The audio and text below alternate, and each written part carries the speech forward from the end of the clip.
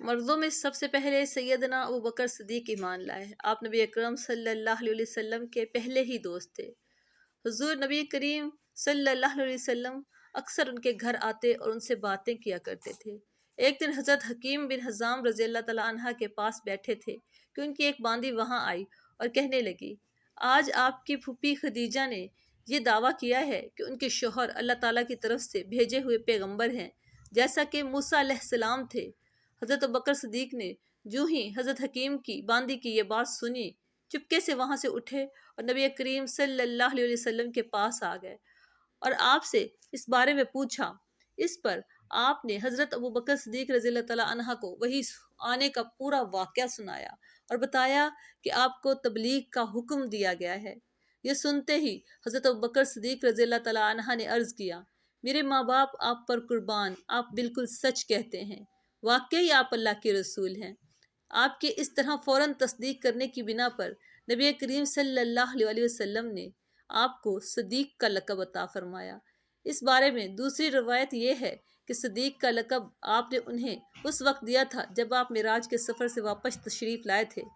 मक्का के मुशरिकीन ने आपको झुटलाया था।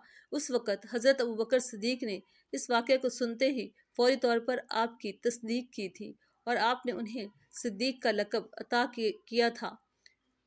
गर्ज अबू बकर सिद्दीक रज़ी अल्लाह तआला अन्हा ने आपकी नबूवत की तस्दीक फ़ौरी तौर पर कर दी। हज़रत अबू बकर सिद्दीक रज़ी अल्लाह तआला अन्हा का नाम नबी अकरम सल्लल्लाहु अलैहि वसल्लम ने अब्दुल्ला रखा, इसलिए कि इससे पहले उनका नाम अब्दुल काबा था। इस लिहाज से अबू बकर सिद्दीक वो पहले आदमी हैं जिनका नाम नबी करीम सल्लल्लाहु अलैहि वसल्लम ने तब्दील किया। हज़रत अबू बकर यूँ भी बहुत खूबसूरत थे, इस मुनासबत से आप सल्लल्लाहु अलैहि वसल्लम ने उनका लक़ब अतीक कर रखा था। अतीक का मतलब है खूबसूरत। इसका एक मतलब आज़ाद भी है। ये लक़ब देने की एक वजह यह भी बयान की जाती है कि उनकी तरफ देख कर फरमाया था कि ये जहन्नम की आग से आज़ाद हैं। गर्ज़ इस्लाम में ये पहला लक़ब है जो किसी को मिला। कुरैश में हज़रत अबू बकर सिद्दीक का मर्तबा बहुत बुलंद था।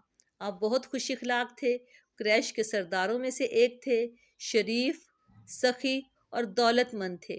रुपया पैसा बहुत फराख दिली से खर्च करते थे। उनकी कौम के लोग उन्हें बहुत चाहते थे। लोग उनकी मजलिस में बैठना बहुत पसंद करते थे। अपने ज़माने में हज़रत अबू बकर सिद्दीक ख्वाब की ताबीर बताने में बहुत माहिर और मशहूर थे।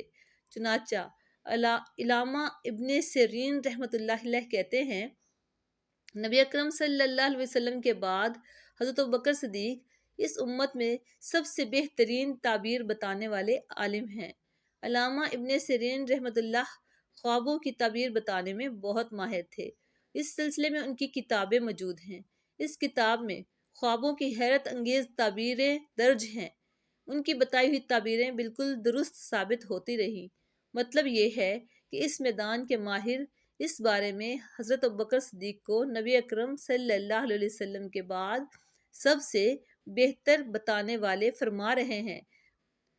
अबू बकर सिद्दीक नस्बनामा बयान करने में भी बहुत माहिर थे, बल्कि कहा जाता है कि इस इल्म के सबसे बड़े आलिम थे। हज़रत जुबैर बिन मुत्तम भी इस इल्म के माहिर थे। वो फरमाते हैं, मैंने नस्बनामों का फ़न और इल्म ख़ास तौर पर कुरैश के नस्बनामों का इल्म हज़रत अबू बकर सिद्दीक से ही हासिल किया है, इसलिए कि वो कुरैश के नस्बनामों सबसे बड़े आलिम थे। कुरैश के लोगों को कोई मुश्किल पेश आती तो हज़रत अबू बकर सिद्दीक से राब्ता करते थे।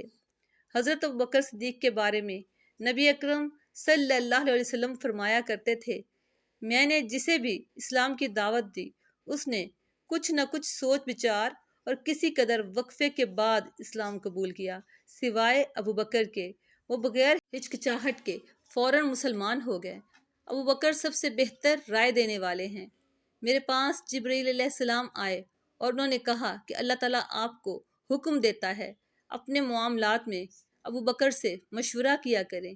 नबी करीम सल्लल्लाहु अलैहि वसल्लम के लिए हज़रत अबू बकर सिद्दीक रज़ी अल्लाह ताला अन्हा वज़ीर के दर्जे में थे। आप हर मामले में उनसे मशवरा लिया करते थे।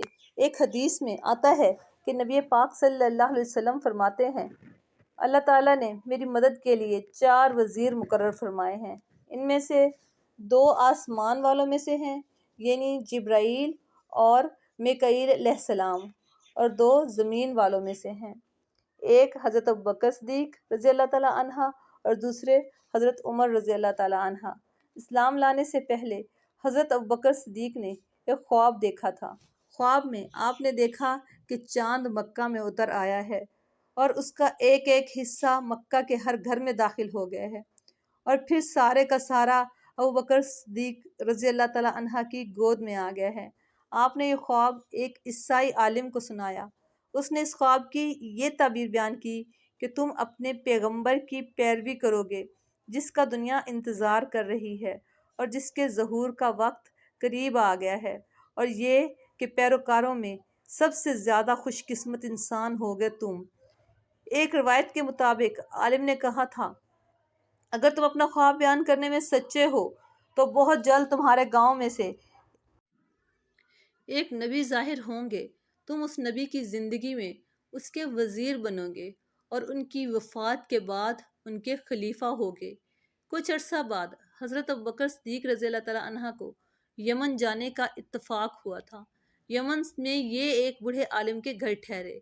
اس نے آسمانی کتابیں پڑھ رکھی تھی۔ ابوبکر صدیق رضی اللہ تعالیٰ عنہ کو دیکھ کر اس نے کہا،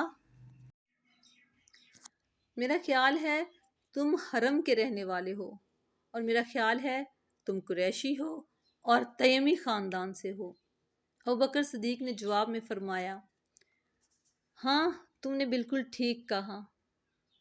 اب اس نے پھر کہا، میں نے تم سے ایک بات اور کہنی ہے، تم ذرا اپنے پیٹ پر سے کپڑا ہٹا کر دکھاؤ۔